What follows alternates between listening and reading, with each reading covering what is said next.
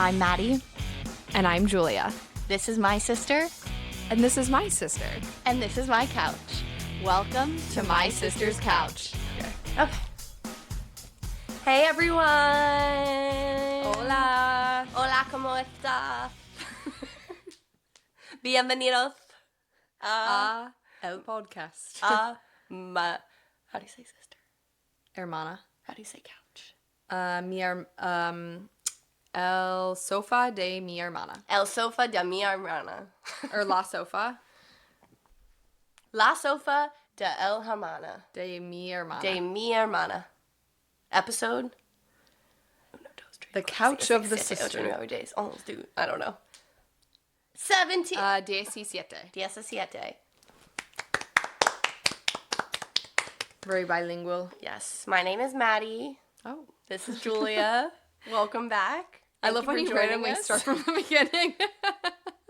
Should we do a quick round of It introductions? always takes me by surprise. I don't just want to get into it because in case we have like an influx of new listeners. Oh. You know what I mean? Because now that you have 1 million. Yeah, try views. 1.6 million, guys. Wait, that's actually so many. Did you get followers from it? Yes, I now have 1,000 followers on my personal Oh my god, TikTok so we actually account. might, probably not. But. I had the thought today, should I check to see if people listened to our episode because I have host at My Sister's Couch podcast in my bio. Whoa. So, if you're coming from that TikTok, Let's see how many followers we have now. welcome. And yeah, This is it. this is it. Anyways, We're speaking Spanish because Maddie leaves for España. mañana.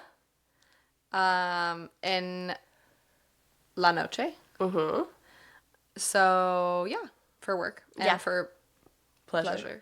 for 2 days of pleasure. 2 glorious days of pleasure.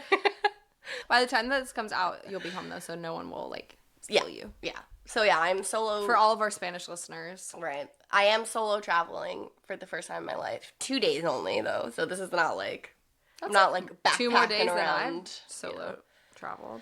Yeah. So I'm a little nervous, but also I'm excited.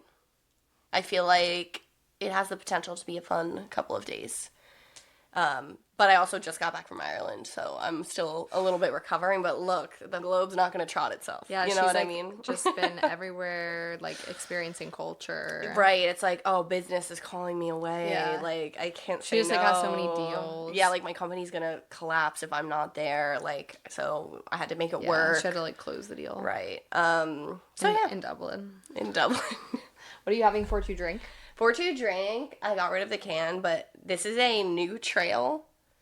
I forgot what it is, but it's a hazy IPA in the orange can. And it's a really good go-to if you're a hazy IPA drinker. Shout out to Aunt Meg if you're listening to this, but she turned us on to the New Trail Brewery because it is local to Pennsylvania. And yeah, they make really good beers, and I like this hazy IPA one a lot. What are you having? I am having a Waterbrook White Blend from beautiful Walla Walla, Washington. Wow. And I got this for free on a plane. And I took it home with me. Is it good? Not really. It's fine. I like the color of it, to be honest. Yeah, it's a promising color. Yeah. I would say it's better than your average plain wine. That's good. But this is an interesting, you'll love this, marketing. Interesting thing about Alaskan Airlines and the Seattle airport. Mm-hmm. Everything in the airport and everything that Alaska Alaska Airlines? Alaska Airlines. I didn't know if it was Alaskan Airlines. Okay. Sorry. It's not, I was about to say, it's not American Airlines. That's what I'm saying. It's not that crazy. Okay, that'd be crazy if it was America Airlines. That would be dumb. That's exactly the same thing. I know. That's why I'm saying I was wrong for giving the camera a Jim from The Office breaking the fourth wall moment, and at your expense. Go ahead. Anyway, they pick all stuff that's Pacific Northwest vibes. And by vibes, I mean it's from there. So all the wine, all the snacks they have, they're all local companies to Oregon and Washington and shit like that. Wow. And I have been in the airport. And also they play, on the airplane, they play you can leave the light on. Wait, No. They play Lord, who's like from Washington. Oh. Not Maggie Rogers. Like- She's from Maryland. Never diamonds in the flesh. No, I thought you were trying to sing Green Light. Yeah, they do play Green Light. I love that song. Yeah. Imagine that when you're playing. Lands. You're about to get off the plane. I have flown Alaska Airlines to Seattle before, but I did not clock any of these details. Yeah, well, I got the tea from my friend Libby. Wow. There you Pacific have it. Northwest's own. Okay, cool. Do you want to talk about our agenda? Let me pull it Sure. So we're following our regular 3 My iPod. segments. We're going to start with reality. And I do have to just do a quick preface, which is that we have really been dropping the ball as podcasters, as Our famous career, podcasters. yeah. Because we are a couple of episodes behind current when it comes to Survivor 50. And today when we were prepping for the podcast, I was like, you know what? I can just like speed watch a couple episodes. I can like just read some spoilers. Like we can pretend like we're up to date. And then I was like, you know what? This is freaking Survivor 50. I want to enjoy it. I want to watch it. I want to be able to pay attention. I don't want to just rush myself because we've chosen an arbitrary time to film this when we were both unprepared. So stay tuned. By the time we film our next episode, the season will probably be over. And then we can do an in-depth, A retrospective on Survivor 50. So stay tuned for that. If that's why you're listening. Sorry, but please keep listening. No, that's good. Because honestly, people are not, like, listening to this for, like, weekly play-by-play. Right. You're listening to this for our extremely insightful Yes. commentary. Well, I will say also, Survivor is one of those shows, similar to Big Brother, where it's, like, the beginning episodes, and we're in the merge now, so, like, stuff's happening. But, like, the beginning episodes are just, there are a lot of them. It's sort of slow, and then it very quickly ramps up at the end, and a lot of stuff happens right at the end. So I feel like those are really the more crucial moments to, like, go in depth on. That doesn't mean, of course, like, the context isn't important to have of what's happened the rest of the season. But, yeah, so that'll be sort of our plan for Survivor.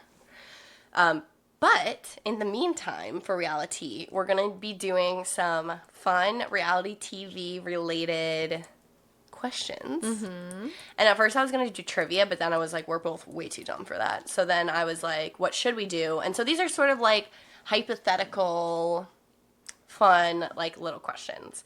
And I have 2, but I'm hoping a third will come to me throughout our conversation. Wait, what was wrong with the trivia? Because we are not, like, super fans of any of these shows enough to be, like, in season 4, episode 6 of Big Brother, like, who did this? Oh. So, that's what we're going to do. And then we'll get into Not That Deep Soapbox. Do you want to talk about what we're covering there? So we are filming this on May, what's today's date? It's 14th. Honestly, at this point, it probably happened 2 weeks ago, but we're, like, sort of fresh off of the Met Gala, and I think we've just been thinking a lot about, like, fashion and stylistic choices. So we're going to be talking about the importance of, like, a good stylist, but I also want to talk a little bit about Olivia Rodrigo's new look. She had just had an album that came out, like, in the past week or something. So she's doing a lot of promo and, like, music videos for it are coming out. And there's been a lot of buzz about some of the choices she's made, I'll say. So we'll get into that. Mm-hmm. So, yeah, that's that. And then lastly, for Beck's Recs, do you want to tease the Recs that you're going to talk about? Yeah, I'm recommending 2 TV shows. Oh. Because I'll be watching shows that aren't Survivor right now for some reason. My rec is an item. Yay. All right, starting with reality. I gave Jewel a teaser of the questions that I was going to ask. And it's top of mind now that we've made the merge in Survivor. And for those who don't watch Big Brother or Survivor, there comes a point in the season where something called the jury happens. And in both shows, that's when evicted or voted out contestants then vote basically to decide who wins the show. That's how the structure of both shows. And so in Big Brother, it's a very traditional, like, house. They move out once they get evicted from the house and they live in a house. And in Big Brother, they're there for quite a while in the jury house, up to like a month or 2 months. And basically, like, let's say I get voted out, a week later, Jewel will come to join me. So, like, you're one-on-one with somebody for, like, a week. In Survivor, it's a much faster time frame. Every day or two. It's, like, every couple of days, and, like, we don't really know where they stay. But, like, you see in the Big Brother house where they're sleeping how intimate it is. A lot of hang time. A lot of hang time. So, my question is, in the reality TV cinematic universe, who would be your nightmare person that you would have to be one-on-one with for a week in a jury house? I'm going kind of a different direction on this. Not like a Survivor Big Brother. Oh, same. Okay. I would say probably... I feel like we're going to say the same thing. Wait, should we say it on 3? Yeah. 1, 2, 3. Harry Jowsey. Oh, that's a good one, though. I was going to say Tom Sandoval. That's a really good one. Yeah. Okay, explain your rationale. Well, I was just thinking of kind of like... I feel like my worst case scenario is kind of like a fratty guy. And we both went the same route. Yeah, like being one-on-one. And there's something about Tom Sandoval that not only is he like a fratty guy, he also is like a theater kid. Annoying is what I was gonna say. And like, yeah. And I'll just leave it at that. No, that's so fair. And he's a liar and like a gaslighter. And like slimy. That would freaking bother me so much. And I feel like there's a certain flavor of like fratty guy who just is like doing their own thing, like doing their push-ups, minding their own beeswax. Yeah. He would like try, I feel like he would be annoying you. Yeah. He would be coming up and like trying to like engage with you in a way that I would find frustrating. Yeah. I think he would be coming up trying to like poke the bear. Yes. Trying to be like devil's advocate and like Yeah. No, that's such a good one. Cuz also like what if you heard him singing? Like what if you're in the in the house and like you hear him like whoa like in the shower. We haven't talked about Jojo Siwa picking him up and carrying. Oh my god. Oh my god. On what was that? The challenge? What is No, it's like this. Okay, so the there's this war weird show that's like on like CBS. It's like a cable show where they like take them to like Navy SEAL training and they make like celebrities do these like Navy SEAL things. And so I don't know how many seasons of it there's been because I've only seen clips from the one season where like Tyler C and like JoJo Siwa and Tom Sandoval are on it. I feel like we gotta watch the show. And we have to. Maybe we'll do like a special episode on that. But we saw a video today of JoJo Siwa throwing Tom Sandoval over her shoulder and like hiking her through the woods. The most embarrassing part of that to me is not only like does he do it, he also the way that he gets into her arms, he's like uppies. Literally. He's like a little kid. He's like oh. JoJo Siwa's like, you're like 40, dude. Like that's a 19-year-old girl. Which, like, you know, power to her. Yeah, I was like, she's yes, so JoJo, strong. so strong, but, like... It's genuinely very impressive. Like, there are few things, like, gender role-wise that, like, I'm like, that would give me the ick. That would give me the ick. 100%. If I saw JoJo Siwa carrying Chris up a mountain, we would never kiss again.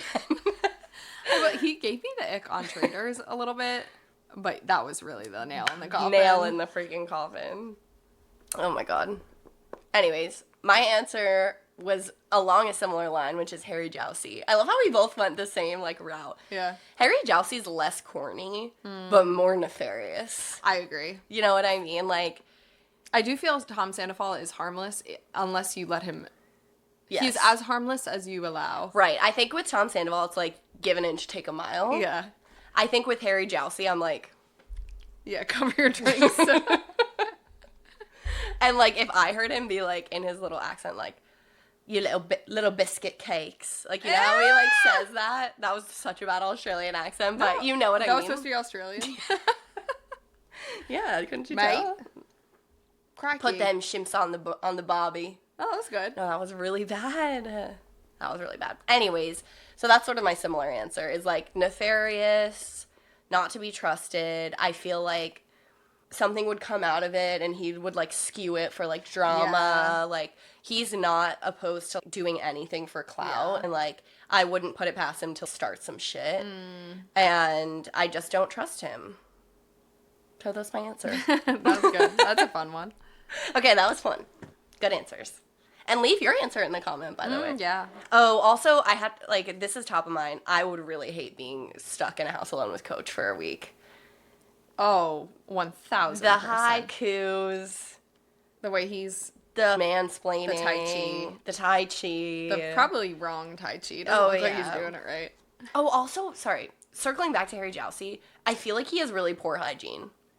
I feel like he, like, doesn't brush his teeth. Oh, he's got the I feel fake like he, ones. like, leaves You don't his- have to. You don't have to brush veneers. No, you definitely do. I don't know, actually. I just feel like he would be the bull to leave, like, his stinky boy socks, like, all over the house. For sure. Ew. Do you have to brush veneers? Yes. And thank God. Brushing and flossing are non-negotiable. Wait, there's space between them? Why did I think it was like a Like a denture? solid piece? Because that's kind of what it looks like. I feel like I've seen veneers that look like... Connected. Yeah. Yeah, same. Wait, you know that guy on Love Island? I think his name is Callum. Oh, Connor is his name. Yeah, like those teeth are connected. What was funny about this guy is every bombshell that entered the villa was like, he's got amazing teeth. I'm like, British people love veneers. I'm like, bro, this was like not even like Turkey's finest work. No. Do you get veneers in Turkey? I thought you only get fake hair in Turkey. I think he got them in Turkey. Oh. Anyways, those are our answers. And then I guess another follow-up question would be like, who would be a dream person to be one-on-one with for a week? Whose brain would you like to pick? Oh, Snooki. Oh, that is such a good one. Your answers are giving Thank you. today. Thank you. Yeah, I'd have to go someone from Jersey Shore. I feel like Snooki would be fun. I feel like she'd probably sleep in really late, so I could hang out by myself in the morning. Period. She would like come down in her slippers. Yeah, and we'd gab on the couch. Yes. We'd debrief. She would be out by the pool. And I feel like she likes the tea, I like the tea. Yes. We'd chit chat. That is such a good one. Yeah. Oh my gosh. I mean, this is like basic. I feel like my first instinct is to go with like a seasoned reality, like Parv. And be like, spill the tea. Like, what has really been going on all these years? Like, somebody who's like a seasoned reality TV. Or like Lisa Rinna. That's a good one. Misery. Like, someone who's been around the block of reality TV world and like just pick their brain. So I would say someone You'd like get that. business advice. Yeah, I from would Lisa be, Rinna. Exactly, because period. Yeah. So yeah. Like Bob the Drag Queen or someone. Yes, Boss and Rob. Yeah. Ideally, Boss and Rob and Bob the Drag Queen together. That'd be a fun duo. Yeah. You know they have a podcast? I do know that. And remember when Bob dressed like Rob? Yes. Do you remember that? When he went to his show, that was so sweet. I brought flowers. Oh. Wait, Rob brought Bob Yes. flowers? There's a video of Bob the Drag Queen having a show, and Boss and Rob goes to the show, and he brings like a bouquet of flowers for him. Aww. And they like say hi backstage, and they like hug, and like it was a big deal because like Boss and Rob was all dressed up, and everyone was like... He wasn't wearing a hat. He was wearing like dress shoes. He was like dressed for the opera. Yes, with like a That's so bouquet of cute. flowers to like his drag show. I was like, that is That makes me so emotional. amazing and wholesome, and I'm obsessed with it. That's sweet. Okay, Jewel, you have won both answers because those are both the correct answer to that question. Thank you. Damn. No, you had good answers too. I know, but like, damn. And you did a really cool accent as well. You got me there. Okay, my last question is a big one. Oh. Huge. Okay. As of right now, as you exist today, water gun to your head. Yeah. Don't demonetize. Which reality TV show would you like to be on if you had the choice? Well, do you have an answer? I'm between two. I'm assuming Dancing with the Stars is one. Actually, I'm between three. Okay. And I'll give you my reasoning. Dancing with the Stars is one. That's like my end goal. Like I'd like to parlay. You can't just like start at Dancing with the No. Stars because you have to be a star. So that's like my That's like a dream- fun year. Yeah. That's like my dream like end show to get on. Leading up to it, I'm really stuck. But I think my answer, and this is based off also like how well I think I would do at each of these, is Big Brother. And that's always been my answer, but I do actually think it's the one I would be the best at. I think I have like the like extrovertedness that it takes to be living with like 16 people for a summer. Yeah. There's a physical element, but it's not like Survivor. I don't think I could do that. There's like a sneaky element. The other show I was between is also Traitors. Because I adore Traitors. That's like my favorite one to watch as of right now.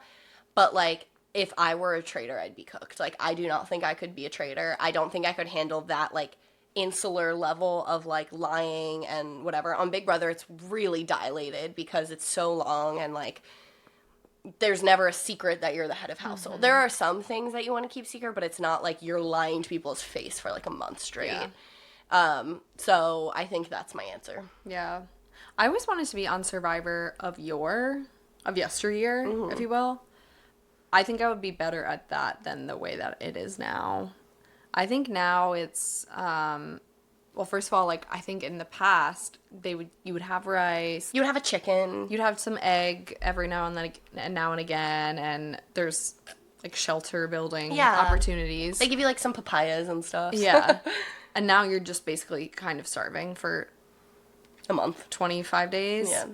And yeah, there's something else that's like different about the vibe of it. I feel like also the challenges seemed more fun in the past. I feel like they were more like endurance, and obviously like the mud fighting and stuff like that kind of seemed fun. Yeah, for me, like, I don't need the mud fighting. But I do like the challenges in the beginning episodes of Survivor before the merge. Like, the team challenges always seem very fun to me. But, like, the individual just, like, holding on to something or, like, grasping, I don't know how good at that I would be. There just used to be less rules. Yeah. People would be calling each other, like, all sorts of names. Yeah. I don't know. I think that would be fun. I also like the idea of, like, I mean, at this point it wouldn't happen, but I think in the past I would have loved to have been on like a Jersey Shore, like a more of like a summer house, like a house based, where it's like for a couple months in the summer, drama in the house type show. Yeah, that sounds fun to me. Yeah, my other answer is like 10 years ago, Bachelor, because. I feel like I would never like the guy that much, so I wouldn't really care about, like... Just make friends. You just make friends, and then you can leverage it to do, like, a whole career afterwards. Like, think, like, nowadays, the Bachelor Nation does not have the clout that it used to. They don't have the clout. But, like, think, like, Joelle Fletcher, Becca Tilley, like OG, Caitlin Bristow. Like, they're all, like, big influencers. Yeah, they're, like, famous. They've all done a bunch of stuff after the fact. I will say Joey, bless his soul, he's the most, like, new Bachelorette that has, like, really leveraged the career. But, like, besides that, like, I haven't heard of anyone coming out of Bachelor Nation in, like, so long. So but I guess... I guess Taylor and the drama of the last Bachelorette who... unfortunately got her season pulled. So I guess that. Yeah. But yeah, that's my other answer. Like 2010s. Like peak Paradise. You know what I mean? With like Wells. Hannah Goodman. Yeah, Hannah G. Yeah. And like... Well, Wells, I've gone on record saying Wells has my dream job. Yeah. Jeff Probst has my dream job. No, because he's out there like all year. Okay, maybe Julie Chen Moonves. Yeah, well, Julie Chen Moonves has a sweet gig. Her gig of also just, like, being a billionaire. Yeah, just, like, being married to Les Moonves, owner of CBS. Okay, well, those were good questions. Yeah. Moving on to Not That Deep Soapbox. Do you want to take it away, Jewel? So, have you seen Olivia Rodrigo's the controversial fit? I have not, but I am familiar sort of with, like, her new branding. Yeah, so she is, I think, trying to move away from sort of like Disney pop star era. like think like Taylor Swift sparkly jumpsuits. She's moving away from that, and trying to, I think, hone her identity and brand as an artist.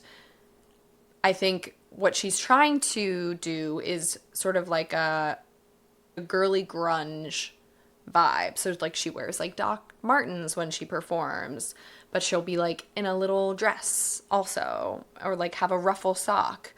I think it's like an attempt at being kind of like edgy, like girly, edgy kind of thing is what she's trying to do. So, on a recent performance, I don't know what this was at, but she was wearing a little baby doll dress, very short dress, and a pair of bloomers underneath. Almost kind of looks like something that like an old-timey baby would wear. Old-timey baby would wear. Yeah. We'll put a picture. And she's like, you know, dances. I mean, she's like a 23-year-old woman, so she dances kind of like sexy, cute, but like the juxtaposition of her like being dressed like a baby and kind of doing like a little sexy pose, people are saying is inappropriate. Mm-hmm. And potentially like pandering to an audience that is also not appropriate. Sus. Yeah. Let's say sus, as the kids say. Legally sus. And just like generally, like, should a 23-year-old woman be sort of baby baiting? I don't know. Baby maxing? Baby maxing. I don't know if that's true. Also, I've seen some lore that like maybe it's bots that are saying this and no actual person gives a shit. All possible outcomes. But what I will say is I don't believe she's pulling off the look. And I don't think that's her fault. I don't think that it's impossible for her to do sort of like the grunge thing that she's trying to accomplish. I pulled some reference photos of what I believe to be her inspiration from an article that I read on the Rolling Stone. I think she's very inspired fashion-wise by Courtney Love in the 90s. So you can see she's kind of doing the like girly dress, but also like messy hair, like looks like she hasn't even gone home that night, like she's been out fishnets and whatnot. The problem is Olivia Rodrigo is like the most beautiful looking person, and her hair is like, she's trying to make it messy and it's not, because it's just like naturally it's like, just perfect, nice. Yeah, so she doesn't have a grungy look. So for her to be baby maxing when she otherwise looks pristine, I think that's what's, like, unsettling about it. Yeah. I think, and obviously we'll put the picture up, but you can see in the photo, she's also, like, not really wearing a ton of makeup, which I think also lends itself towards, like, how are you going to be grunge with the no baby eyeliner? max, which is, like, if you're grunge, like, you better have eyeliner dripping down your face kind of vibe. Okay, I will say, it's not, I don't think she went straight from wholesome to like this, because she had like the little baby tee with like a cheeky saying and like some micro shorts. That was like her uniform on like the Sour tour. It does still have like a sort of a Disney flavor though. I'll tell you what it was, because I completely agree with you, which is this is her trying to differentiate. This whole like Sour tour like outfits that she had, where it would be like a little corset or a little like that looks very whatever, Disney to me. I think was like the equivalent of like Can't Be Tamed Miley Cyrus era, where it was. I was hoping you were gonna say bangers. I was like, no. Hopefully Olivia Rodrigo skips the bangers era, and although we got some great music out of it. Yeah, I love the bangers era personally. But like it's giving like trying to again go from like High School Musical the musical Olivia holy fuck. High School Musical the musical Olivia Rodrigo to like adult artist Olivia Rodrigo, and she like blew up. Like she is license. She is like the like driver's license. No, but like Gen Alpha like loves Olivia Rodrigo. And I think she's trying to like I think she's gone on record saying she's trying to have an older audience. I know, but the thing is that like baby maxing. She's giving. I think her other inspiration that people have compared her to a lot is like Avril Lavigne. And that whole, like, but it's not giving Avril Lavigne. So I think she's trying to, but again, we can't be doing a no makeup if you're Avril Lavigne. Mm-hmm. And I guess, like, a comparison, I don't know if you're touching on this in the article. somebody I think about who I think does like the very like girly sort of bloomer thing in a way that does not feel sexual or like baby baiting is Sabrina Carpenter. And Sabrina Carpenter is really freaking small also physically. She's like 4'11", and she wears like a little bloomer She is baby sized, but I think her stylists, to your point, have done a really good job of making it not like making it seem like a costume. And I think that's sort of the difference is like Sabrina Carpenter gives glamorous movie star. It's clear she's wearing a full tight. She's wearing a little jazz heel. She has a character that she has a character, and that style matches with the character. I think what's tough with Olivia Rodrigo is like a little bloomer with like a baby doll dress doesn't really match with like the Avril Lavigne pop punk singer songwriter thing that she's looks going like a girl for. from 2009. Not 2010, even. She literally looks like a baby from the 90s. Like, I'm pretty sure Jewel had this, and then I got hand-me-downed that exact look. I think it is kind of doing like a Brandy Melville Tumblr thing, though. Skinny ass legs sticking out of a short ass dress. And that to me is not Avril Lavigne. No. Yeah, and that's an excellent transition to my point, which is I'm not saying that like she shouldn't be doing this. I'm saying that it's ineffective. Yeah. In its current form. Sure. And I think it's not her fault. I think it's whoever is styling her. Because this, like, the hair and the makeup and the whatever else, like, that is, like, an error in styling. Yeah. And I just think it goes to show the importance of a good stylist. Yeah. Transition. So I think that there are some people who I think I'll say like work really well with their stylist and have found a look that's like really working for them on red carpets and stuff. And also some people that could use some styling help. So I pulled a couple of people that I think are really doing it well. And I'm curious if you have any others. Okay. So my top 3, Zendaya. Naturally. Of course. The best, Law.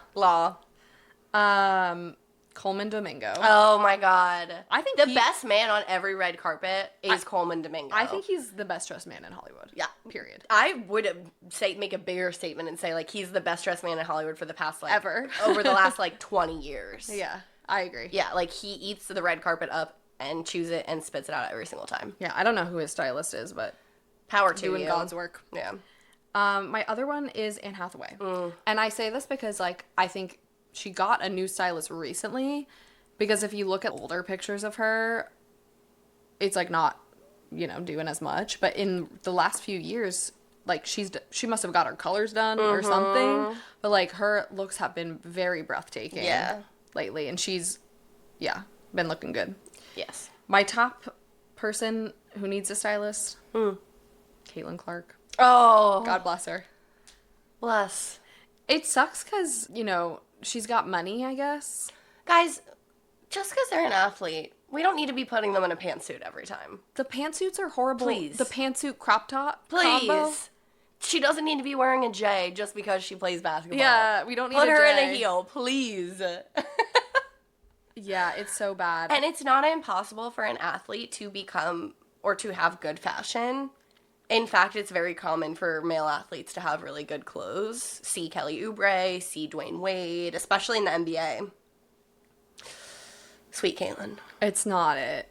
She's tall and fit. Obviously, she's a professional athlete. Why is this much of her stomach out? She definitely has a long torso, which is maybe tough. So then why is she in a crop top? I don't know. Certainly don't put her in a drop and And a low-rise trouser. Good God. What do you have anyone to add to the list? Another person I want to call out, and again, maybe I'm just like simping over this person, but I do think Sabrina Carpenter's stylist eats. Because she looks good on the red carpet. But like, even I see like her when she's on like Jimmy Fallon, she'll have like a big curly hair and like a little polka dot little thing. And like, she's always giving retro Marilyn Monroe, pinup girl. I love that she wears like a jazz heel when she performs. And her Met Gala look was so classic Hollywood. She had a little pose that she did, and it's like it's cohesive with her brand. It looks good on her because again, she's really short, so I can't imagine that it's really easy. So it's like power to her stylist. I love like everything they're doing with her. And then my other thing I just wanted to call out, my new favorite menswear item that I've been seeing a lot is the outfit is biceps. Yeah. Keep it coming. Yeah. Because guess what? The outfit has been butt, tits, all this stuff for women for so long. We need to be seeing. I'm talking to you, Jonas Brothers. Are we talking Kamala Harris, aka Connor Story? Yes. I'm talking Ilya. Wait, have you seen they're wearing they have a matching shirt? No, it became into mind because of Ilya and the fact that his outfit was literally biceps. Yeah. At the Met Gala, and then I'm just like Jonas Brothers, like ditch the suits on the red carpet, give the people what they want. Need to be doing biceps. That's my other takeaway. Yep. Yeah, I have one other thing to say about the pop star transition, and you did tee up a nice transition to the Met Gala, so I apologize that I'm now tanking it, but there's been a couple other ones that I think have had a real rebrand. Tate McRae. Also Zara Larsson. Oh my gosh, yeah. So that, I mean, Olivia, like, I just think you need to, like, maybe hire whoever they used. Maybe. Yeah. So beautiful. So beautiful and young and like talented. I have not stopped listening to Drop Dead. Like, so that's her my music hyperfixation song of the quarter. Really, really good, and she like all that stuff. So it's just like, yeah, we don't need to be doing baby maxing. No baby max. It's taking away from your talent and your beauty. Yeah. To baby max. Wait, so what did you have any other takeaways from the Met Gala?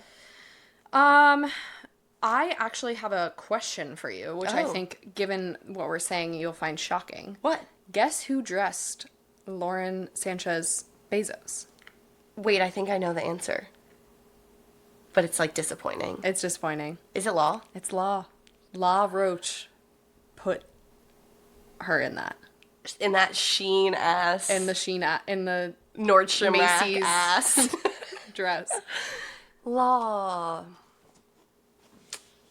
I don't know what happened. I mean, maybe what it is maybe he's not a genius. Maybe Zendaya is just the muse of all muses. Yeah, it's so possible. Maybe, like, anyone could dress Zendaya because she's perfect looking. Also, like, groundbreaking, he put Zendaya in a Louis and, like, a slinky dress. Yeah, of course she's gonna eat it down. Yeah, maybe I'm like... Or maybe... He quit when he was ahead, like, and that's why he doesn't really style people anymore. Maybe Mrs. Bezos just, like, was basically like, I will write you a blank check. This is exactly what I want. Find me this. And so he was like, I mean... Yeah, I guess, like, if you're paying... Yeah. It has to be, like, mutual. Yeah. Oh, man. I know, it's a real bummer. Because I thought that was a real dud. Yeah, that was a dud. Especially when you have all of the money on Earth. Literally more money than God. It's your event, and that's what you came up with. Although I will say, and this is not, like, pro Bezos or whatever, but, like, I do kind of love, like, billionaires being, like, the executors of, like, cultural events. It gives Gilded Age in a way that, like, it is I'm not very mad at. Gilded Age. So Gilded Age.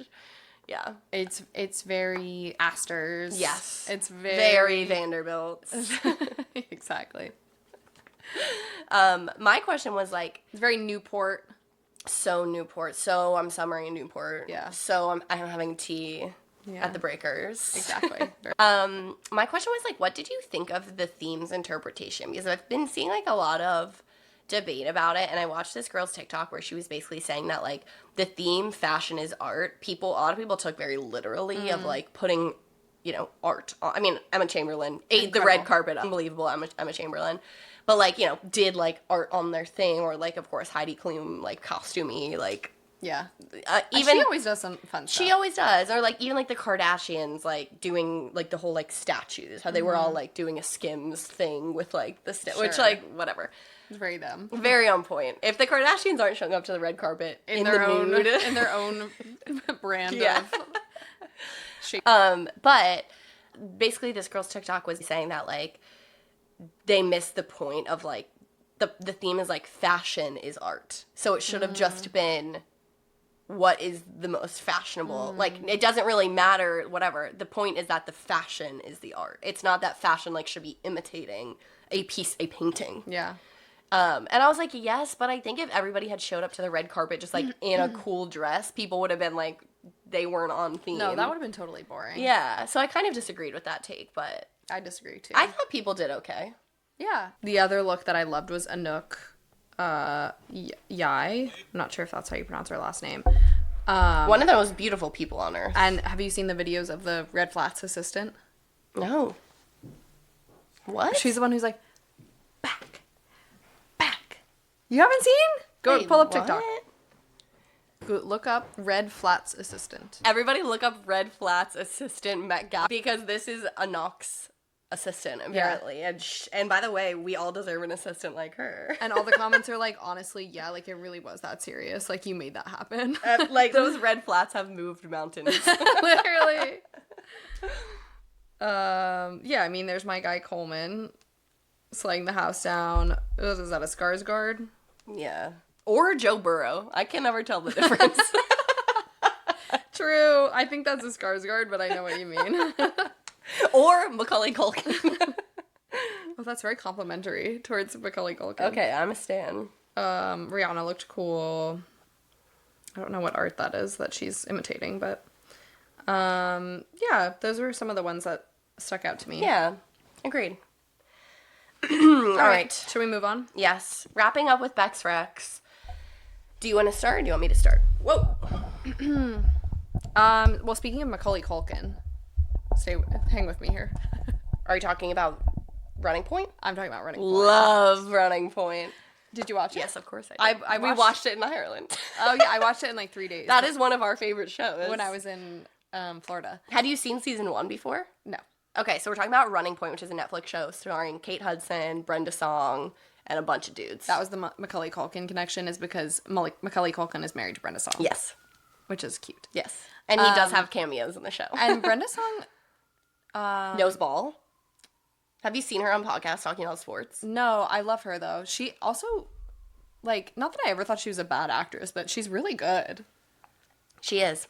Like, she's kind of the star of the show a little bit, I think. So basically, it's kind of like Ted Lasso, if Ted Lasso was written by Mindy Kaling. Yes. Is how I would describe it. So it's silly, it's like a little more silly and lighthearted, but it's like a similar premise where Kate Hudson and her family basically like own and operate an NBA team. It's supposed to be like the LA, what are they? Waves. What's the real one? Lakers. It's supposed to be like they own the Lakers. So it's like a family business, but also their eldest brother, who used to be the president, has like a drug addiction and gets sent to rehab and quits. And so she kind of gets thrust into like leading the team and this like whole like operation. It's like a huge company essentially. Yeah. And it's about her like figuring out how to run it, the company, and like finding her footing. And her family is extremely kooky because they're like weird billionaires. But yeah, it's really funny. The brothers are funny. The brothers, I was gonna say my favorite characters are the dumb brother, Ness. Yeah, Ness is like my favorite character. Also, Max Greenfield is in it, of Schmidt fame, from New Girl. And I think Brenda Song's so good. Yeah. I think Kate Hudson's so good. Like, it's just really... Oh, Chet Hanks. Incredible. Is in this show playing himself. Pretty much, yeah. Playing, like, Travis Kelce and himself had a baby, essentially. Yeah. If Travis Kelce and Chet Hanks had a baby in Florida. Right. It would be this character. And then the star of the team is, like, if Jalen Hurts played basketball. Just, like, super handsome, kind of, like, stoic like guy. Loner, yeah. I'm stealing your rec, but go ahead. No, yeah. So I just, it was such an easy watch. It was not stressful. It was funny. And sweet. I love the little brother. Sweet. Yeah. The littlest brother. Oh, yeah, Jackie. Yeah, Jackie. We love Jackie. So yeah, that was one that I liked. Such a good show. We also watched that, obviously. Watched the second season in like 2 sittings. Yeah. Such a good show. I would say it's one of Mindy Kaling's better shows because I also was a big fan of the Mindy Project. Sean would not sit and watch that. I was like, that is like a little bit, that's like the annoying side of Mindy Kaling. But this one was like not annoying. Really good. And I will say, I like brief Maddie's marketing corner. Kate Hudson and Brenda Song have like been sitting courtside to like all of these NBA Really? games. Are they besties? And they like mic them up. So they like post videos as like running point So do promo. they both? No ball. No, literally only Brenda does, but like she really knows basketball and she knows football. Like she's been on all these podcasts talking about like draft your like dream starting 5 NBA team, and everyone in the comment section is like, holy shit, she knows ball. Like she knows what the fuck she's talking about, and I've become such a Brenda stan. Yeah. Not that I ever wasn't, but Yeah, that's how I feel about it. I was like, she also really did fame and like did the Disney Channel thing very well compared to, at least from the outside, compared to some other people. Like, and the fact that she's very well adjusted. So well adjusted and like, you know, has a family and she's like in a really great new show. Like, I'm just very happy for her. Yeah. It's motivating me to look better at work too. Oh, they both look so good. Yeah. I'm like, I should be doing more. Speaking of crop tops and a pantsuit. Yes. Every outfit that Kate Hudson wears is like, it's like almost appropriate, but not quite. It's like there's like an off the shoulder element. I will say though, it's also a show where the two most competent people in the room are women and they're friends with each other in a way that's not like toxic or competitive. And in like a sports environment, it's just, she's very ambitious. Kate Hudson is, she like knows ball on the show. Volunteers herself for the job. Like she wants the job. And yeah, it's just good. And also one of our other soapboxes about how every like romantic thing has to do with like 19-year-olds in media. They're all adults. Very much like 40 years old. Yeah. And there's romance involved. So yeah, good show. Almost 50. Yeah. Some might say. Some might say it. Do you want to do your, and then I have one more. Yeah, and I'll keep my rec quick because I was going to go on a bit of a rant, but honestly, I'll save it for another day. My rec is I got a Kindle, and I have had it for one day, and I already love it. And I got a pop socket on it, which I would also rec because she loves a pop socket. First of all, I'm a pop socket stan. She's the only one that still she's keeping pop socket in business. No, Kindle owners are keeping pop socket in business because all the girlies online have a pop socket on their Kindle because it does make it way easier because it's too heavy to hold. No, it's just like a little too big to like comfortably. Like I have big hands and like so I can hold it like this, but like I'm sure if you're small you can't. But anyways, yeah, I've had it for one day. I've already read a book on it and I'm starting Fourth Wing on it, and I'm just really excited because I'm going on a trip by myself, and I think it will be helpful to just have something I can put in my purse that I can like do like out in public that isn't stare at my phone. Yeah. So I'm so excited. And on the plane. That's my rec. Yay. My other rec is another TV show on Netflix and actually was recommended to me by Maddie's boyfriend. And so I don't know if you've actually watched it with him. It's called Legends. Oh, no. It's based on a true story. In the early 90s in the United States, President Ronald Reagan declared the war on drugs. Yes. And other world leaders were kind of like following suit, essentially, as like a political move. Heroin was starting to be a big thing in the UK, and Maggie Thatcher, the then Prime Minister of the UK, like declared her own war on drugs, basically. The problem is the UK is not like the United States, where we have a gigantic DEA. All of our law enforcement agencies are like extremely well funded, big military budgets, whatever, all these resources in order to like conduct investigations and in order to do the war. Yeah, in order to do the war on drugs.